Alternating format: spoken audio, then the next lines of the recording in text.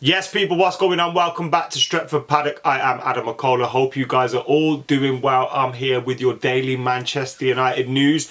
And we've got lots to get stuck into today. We've got a little story about that potential buyer of Manchester United, Sir Jim Ratcliffe. We're also looking at some more Glazers out stuff, because why not, eh? I mean, it's not even a real story, but when you can bring Glazers out up, we'll bring Glazers out up. Manchester United and Liverpool's chase of Jude Bellingham has been reported, as well as Moises Caicedo being linked with Manchester United as well. So we'll get stuck into all of that. What I want you guys to do is a little favour for me here. Get hitting that subscribe button. Yeah, get hitting it right now. We want to hit 700k subscribers. You guys can help us hit that by hitting that subscribe button. So get hitting that subscribe button right now, guys. Thank you very much. Right then, let's get stuck into the news today. As I said, we'll start with that story. Actually, we'll start from the back. We'll go with Moises Caicedo first, because we're hearing Manchester United are being linked with him, and a move for Moises Caicedo is probably more likely than a move for Frankie de Jong. So we hear Manchester United target Moises Caicedo is more likely to join than Frankie de Jong, according to journalist Dean Jones, who believe has worked for Bleacher Report and all those kind of guys. The Red Devils were linked with both midfielders throughout the summer, but were unable to sign either player as they remained at Brighton and Barcelona respectively.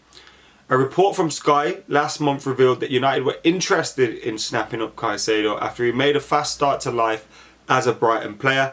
The 20-year-old has previously declared that it is his dream to play for the 20-time English champions after taking inspiration from his compatriot Antonio Valencia. This is what Caicedo said to The Athletic. "My dream is to play for Manchester United. Antonio Valencia is an example to follow." So it's clear that Moises Caicedo wants to join Manchester United, or he sees it as a dream of his to play for Manchester United. United are obviously looking for another midfielder in that, in that position. I believe we'll go back in for Frankie de Jong. I don't think that story is over. I'm not really sure if he's signed a new contract that reduces his wages yet or anything like that. I haven't paid attention, but that one will rear its ugly head again, I'm quite sure. So whilst I think Caicedo's a good player, it's a good target to have, I'm pretty sure we've got a list that's full of midfielders, you know what I mean? And that will chop and change between now and the transfer window when we decide to invest in a midfielder. Probably not January either. So you're looking at next summer. Things could change very quickly before then. You've got a World Cup in between. Someone may steal the show at that World Cup, and you may think, oh, let's go in for him. He's available. So let's wait and see. But I don't mind that link at all. A young, talented player, Premier League experience, has done well, and being linked with United in a position that we need to fill. That's fine by me. I just don't expect anything to happen just yet.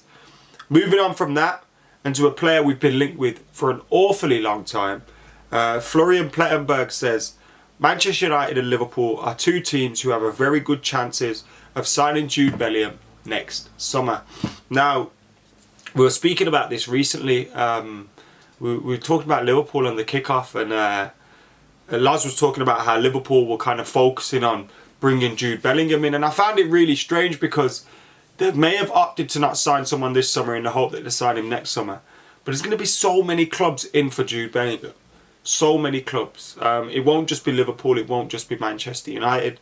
Now, if United get Champions League football by that point, I feel confident we'd be able to beat Liverpool in the transfer package in terms of wages and fees and all that. United need to get Champions League football, though. You're not going to attract these kind of players without that. Jude Bellingham, very, very talented. Again, plays in a position that we kind of need. Would he be a good alternative to Frankie de Jong for the manager? And the reason I say that is obviously Frankie de Jong's not our player, but the manager has, sought out Frankie de Jong. He wants him. So could Jude Bellingham prove to be a good alternative for him? It costs a lot of money, but I'd be all for Jude Bellingham joining Manchester United. I just fear that price tag, though. How far will that get? Because, they bought him for what, 20, 30 million? They're going to sell him for what, 90, 100 maybe? Less? More than Sancho? Around the same as Sancho? It's going to be costing a lot of money, and with the amount of clubs that are in for him, you can only see that price going one way, and that's up. Jude Bellingham, though, I'd be all over it. As I was saying as well about that Glazers out stuff, have you seen this about Jay's best mate? Jay shared it on Twitter as well, but it's hit the MEN, it's hit various different places, fair play. And Jay's best mate climbed Mount Kilimanjaro and brought a Glazers out flag with him. How class is that? Screaming it from the mountaintops, Glazers out. And Manchester United fans, I expect will keep up the protests again when the games do return. I'm sure, you know, with the 58 doing their great work in terms of organising the regular protests, United fans turning out for those protests, I expect they'll continue, you know, once the games do return. And we need to keep this relentless pressure on them, because hopefully it will pay off. Now, it might not. You know what I mean? These billionaires are sat, you know, in America doing, you know, what God knows what. Do they really care what's going on with Manchester United and Manchester United fans and their complaints? I'm not sure. But we need to keep the pressure on.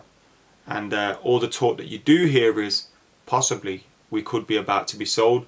And that man that wants to buy us is Sir Jim Ratcliffe. And there's a story coming out from France in the Parisien where Sir Jim Ratcliffe wants Luis Campos to lead the transfer policy at Manchester United. And it's very, very interesting that we're hearing, you know, Jim Ratcliffe's interested in signing, in buying Manchester United. But now we're kind of hearing things that if he was to buy Man United, this is what he would do. I'm glad that we're hearing this continued feed of stories about him, and he's keeping his name out there. Hopefully it's not just a, you know, publicity stunt.